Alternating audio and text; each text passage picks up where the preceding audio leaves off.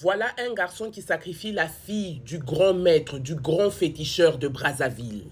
Familia, l'histoire mystique que je vous raconte aujourd'hui, j'ai déjà cité les noms du pays, me laisse sans voix.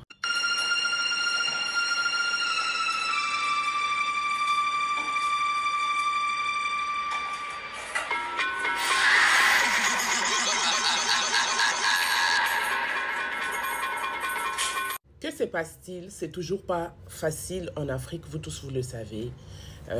Problème de travail, pas de boulot. Le gars, il était en train de trimer, il était en train de souffrir dans les rues des Brazza. Donc, mais qu'est-ce qui va se passer? Le problème aussi, ce n'est pas le gars qui souffre. Le problème, c'est les amis qui ont évolué dans la vie. Quand ils te rencontrent, qu'est-ce que tu es devenu, mec? Ça va, toi? Tu t'es déjà marié? Tu travailles quelque part? Alors que toi, tu n'as pas tout ça. Moi, je trouve que ces questions-là sont trop bêtes. C'est comme les filles aussi, surtout celles qui se sont déjà mariées. Oh là là! Ma chérie, tu attends quoi? La bague au doigt seulement comme ça. J'attends ton oncle qui a les dents pourries pour qu'il vienne m'épouser. Yeah. Donc, la famille, qu'est-ce qui va se passer? Où il était là, le complexe commençait à battre les records sur lui. Donc, petit à petit, il commençait à avoir des complexes. Petit à petit, ça n'allait pas. Quand il rencontrait ses amis ont réussi dans la vie et tout. Donc, un bon jour, il va s'asseoir quelque part. Il dit, Seigneur Jésus, donc moi, dans ma vie, je vais rester seulement comme ça. Hein? Moi, dans ma vie, je vais rester seulement comme ça. Un de ses amis va lui dire, chérie, qui a bu boira. Ou Lola va mener caillou, on est là. Toi, tu es en train de dormir. Nous, tes amis, nous sommes en train de réussir. Au lieu de rester là à pouvoir nous jalouser, à pouvoir savoir, oh, mon cher, moi, je vais t'amener quelque part. Moi, je vais t'amener quelque part, tu vas te retrouver. Ah, le gars qui dit, bon, il n'y a pas de problème. Tant que c'est pour que je me retrouve, pour que ma famille aussi se retrouve, il n'y a pas de souci. De l'autre côté, sa mère, chaque jour, lui disait, toi, avec tes amis, je ne veux pas entendre un jour que tu allais toucher au fétiche. Parce que si tu touches au fétiche, je te dis, tu vas partir toi-même. Tu n'iras avec personne. Pas tes frères, pas tes soeurs, pas ton père, ni moi. Tu vas aller toi-même. Moi, je te dis, ah maman, pourquoi quand tu vois mes amis, c'est toujours mes amis ne sont pas bien. Je vous jure, hein, le jour que vous allez comprendre les paroles d'une grande personne, surtout de nos parents ne mentent jamais. Hein. J'ai l'impression, sauf les parents sorciers, nos parents, quand ils disent quelque chose, forcément, ils voient. J'ai jamais compris. C'est des prophètes. C'est des prophétesses, surtout les mamans. Quand ta mère te dit, je ne veux pas avec tel, réfléchis 3 ou 4 fois. Réfléchis 3 ou 4 fois. Tu vas comprendre. Famille. Donc, où elle était là, ou plutôt où il était là, il va aller avec son ami, voir un papa, on va l'appeler un papa monsonvelé. Arrivé chez le papa là, un vieux qui avait la barbe blanche. Toujours. Un vieux, en tout cas, qui était vêtu, mais sa manière de se vêtir était bizarre. Le monsieur là ne montrait jamais son visage. Le chapeau arrivait jusque-là, il était en cagoule. Sauf que ces jours-là, ils n'étaient pas seuls. Il y avait d'autres garçons de la confrérie, toujours là-bas, dans leur... comment on dit? Temple. Dans leur temple. Ils étaient là-bas. Le chapeau du papa du vieux était là. Lui, il était nouveau. Quand il arrive comme ça, on lui dit, enlève les dessus. On lui donne un truc là avec capuche et tout. Vous savez, dans chaque chose, il y a une communication. Dans chaque habillement, il y a une communication. Nous, en grandissant, on regardait les films nigériens. On voyait que les gens qui étaient ognonios avaient leur manière de se vêtir, et de se saluer. Ce n'est pas seulement en Afrique. Même les ognonions ou Haïti, ils ont leur manière de nouer la cravate. Ils ont leur manière de se saluer. Si vous ne les saviez pas, je vous informe. Tout est communication. Moi, je fais la communication, ce n'est pas pour rien que je suis historienne. Hein. J'ai fait la communication. On dit, tout communique. Même le silence communique. Voilà. Donc, voilà maintenant le grand ognonion qui s'approchait. Quand il arrive, la cagoule était là. On ne voyait que sa barbe et sa bouche. Bonsoir à tous. Il s'assoit. Le nouveau venu, il est où? Et on va le faire passer devant là. On le lave. On le lave. On finit de le laver, on lui dit, à dater d'aujourd'hui, tu es l'un de nôtres. Tout ce que tu vas commencer à faire, ça sera nous ramener des filles. Pas en esprit, mais physiquement. Ça, c'est la condition qu'on te donne. Et cela, chaque mois.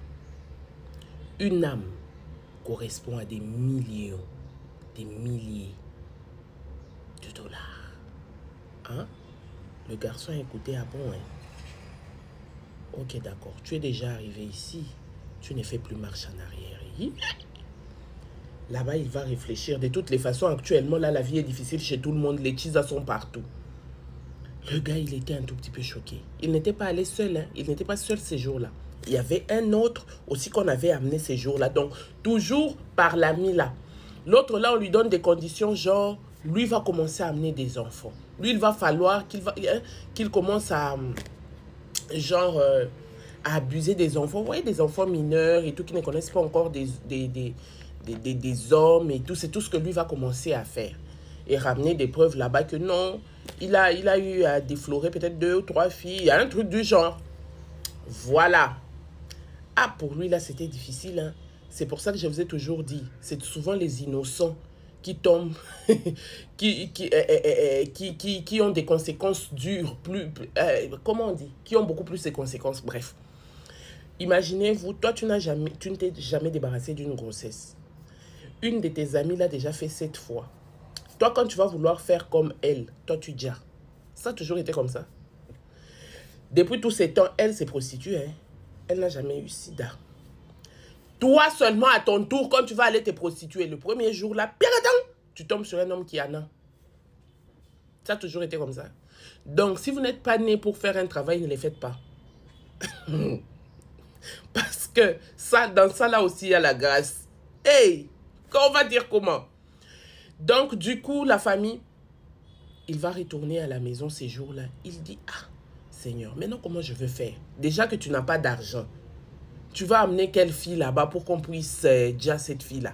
Tu vas amener qui? Le jour qu'il est rentré, sa mère sentait qu'il y avait des mauvaises ondes. Sa mère lui dit, toi, maman, arrête ça, arrête. Il entre dans la chambre. Il était en train de dormir. Au milieu de la nuit, familia, il voit une silhouette qui avait un sac. Il sursaute, il voulait crier. Ils sont comme si on étouffait sa voix. On lui dit, voilà ta part. Un sac où il y avait beaucoup d'argent, la famille. Et la silhouette disparaît. Et là, il dit, ça sera pour comme ça. Oui, mon frère, ça sera pour comme ça. Il prend cet argent, il va cacher quelque part. Il prend une partie. C'est avec cet argent qu'il va draguer. Il va dans des boîtes de nuit, il va dans des terrasses, il tombe sur une petite fille là. Les filles qui aiment bien quand un homme dépense, il donne d'abord un peu d'argent à la fille. Il donne encore un peu d'argent à la fille. Le lendemain, il dit à la fille, j'ai envie de te mougou. La fille dit, no problème, je vais venir. On lui a déjà donné 200 $, non? On lui a déjà donné 300 $. Donc, c'est facile de la mougou. Donc, le lendemain, le rendez-vous était clos. Il va prendre la fille, on va aller quelque part et tout. Sauf que, il va injecter la fille des substances pour l'endormir. Voilà, avec la fille dans le taxi. Boukiri, boukiri. Là où il y avait leur confrérie. Wow. La plus grande confrérie, c'était à Pointe-Noire. Donc les petits confréries là, à Brazzaville et tout, c'était le petit. La plus grande où ils se réunissaient chaque fin du mois, c'était là-bas. On l'amène donc dans la confrérie là en question. La fille ne s'est réveillée pas. Voilà, on va étaler la fille quelque part. Un rituel va se produire. Le monsieur là, qui avait la barbe, lui, on dirait qu'il est partout. Au même moment, dans toutes les confréries là, il est présent. Donc quand il arrive, il demande au garçon, pointe ton truc là qu'on coupe avec les légumes là, pointe ça en plein cœur. Il pointe. La fille, c'est vrai qu'elle était inconsciente, mais on dirait qu'elle voyait quand même quelque chose. C'était son tout premier sacrifice. La famille, jusque-là, l'histoire n'a pas encore commencé. Nous ne sommes qu'au début. Partagez au maximum. Ne ratez surtout pas la deuxième partie, qui est rocambolesque. digne.